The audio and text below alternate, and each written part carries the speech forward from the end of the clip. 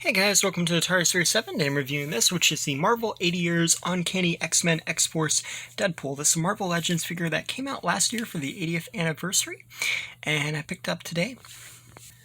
And part of the reason I hadn't bought this previous was it had been around 40 bucks at my GameStop, which in my opinion is just way too expensive for like a standard one of these. But I had some stuff that I had traded in recently at GameStop, and so because of that, it kind of ended up being around $10. So it wasn't really that expensive because it was old stuff that I didn't want that I traded in to get something I did like. So yeah, pretty cool.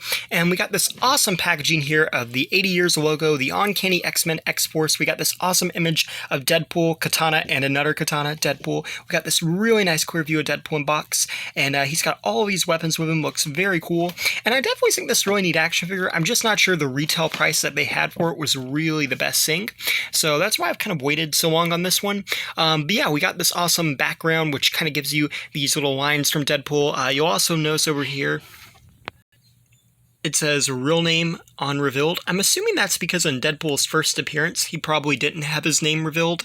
I could be wrong. Maybe it was, maybe it wasn't, but I'm assuming that it probably wasn't since it says real name unrevealed.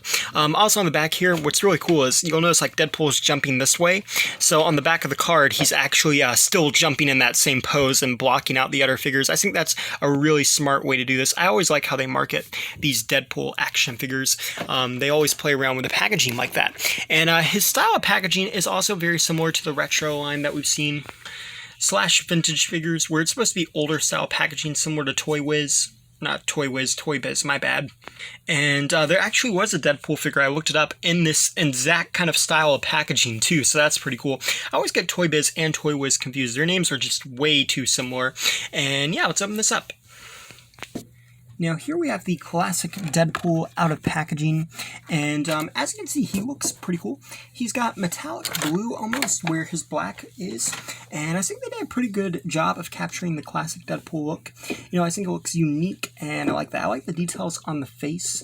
I think they're pretty cool, particularly how tight it is around the eyes, almost making it look like you can see the expression that Deadpool kind of has sometimes with the mask on. That's cool. You'll also notice the mask is flat back. It doesn't really have that kind of like a hoodie thing, which is weird.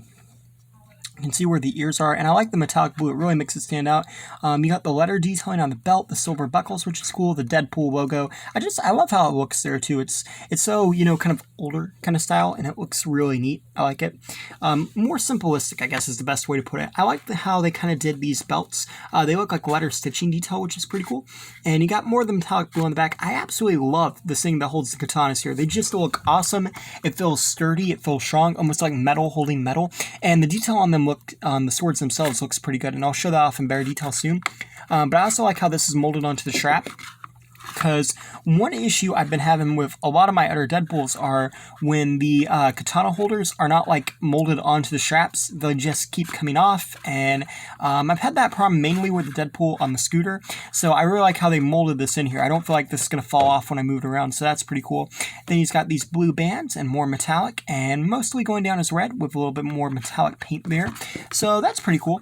In terms of articulation, he's got a 360 of the head. He can look up and down, 360 of the arms, swing out the shoulder, and he's on butterfly joints, which is pretty nice. You have 360 there, double jointed elbows, 360 of the wrist, and they're on hinges. 360 of the torso, there's an ab crunch. It's kind of hindered due to his belt thing, but still, it's pretty cool they include it. The legs forwards, backwards, and outwards. You have a 360 of the thigh, double jointed knees, which are nice, a boot cut, and the feet move up and down and rotate side to side. So, in terms of articulation, pretty well articulate as well. And like I said, you do get a lot of weapons with this Deadpool. So, first two weapons are these, which are these little kind of like, I don't know how, I'm going to be honest, I don't really know what these weapons are described as. I've seen them, I know what they are, I just don't know their names, but they've got some nice detailing on them, and I like that you get them here. And yeah. And Deadpool can hold them pretty easily. He mostly has trigger hands, so he can hold all of his weapons pretty nicely. And yeah, they just look really good in hand. You also get a handgun, which is pretty cool. I like the details on it. It's like black, but it also has kind of like this beige detailing. Like a lot of times, we mostly see guns in just one plain color. So it's kind of nice that they painted the handle different. I also like how they painted those little two dots that you see on most handguns, so that's pretty cool. You don't really see the paint detail when Deadpool's holding it, but it's still pretty neat. And the last gun that you get in this, you get a total of 4 guns. It's kind of like more of a machine slash shotgun type gun, and it's pretty cool.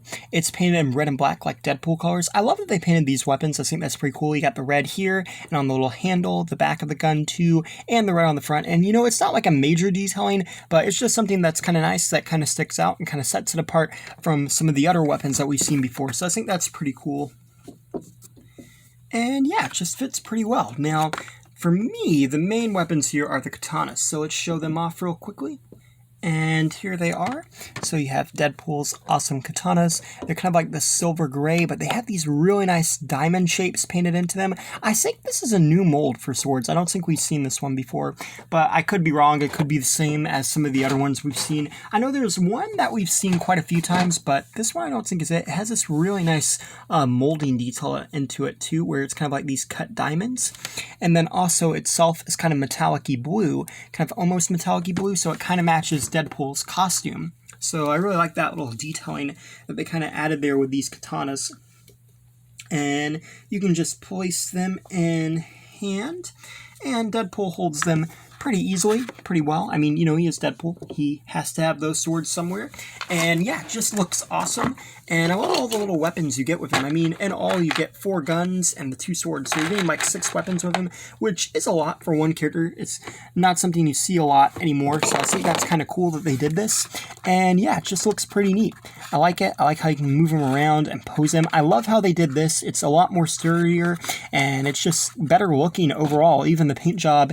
And yeah, so overall, I think this Deadpool is pretty neat, and I think they did a good job with it. And here's a comparison really quickly. And here's a comparison with the X-Men Deadpool. And as you can see, they look pretty neat with each other. And so yeah, overall, do I recommend this? Overall, I think it's an amazing action figure. I love all the accessories, I love the articulation, and I love the detailing. However, it does bring me around to my issue with why I waited so long to get this, and that was just the price. I do feel it was overpriced, and I think that this action figure, even though it's a classic and a retro one, I think it would have set better at $25 to maybe $30. But $40 is a little high, so I do recommend if you're interested in it, just look online, try to find a sale. And also too, like what I did was I sold some of my old games to GameStop, and right now GameStop is giving a lot of money for in-store credit. They're giving a lot more than they typically do, so it's kind of allowed me to pick up something like this that I typically wouldn't be able to buy there. So yeah, definitely, you know, a good idea to kind of keep in mind, because a lot of the GameStops in my area are just kind of taking a little bit more in-store credit than they usually do. So yeah, and overall I think it's a pretty cool Deadpool. Thanks for watching. Please rate, like, and subscribe.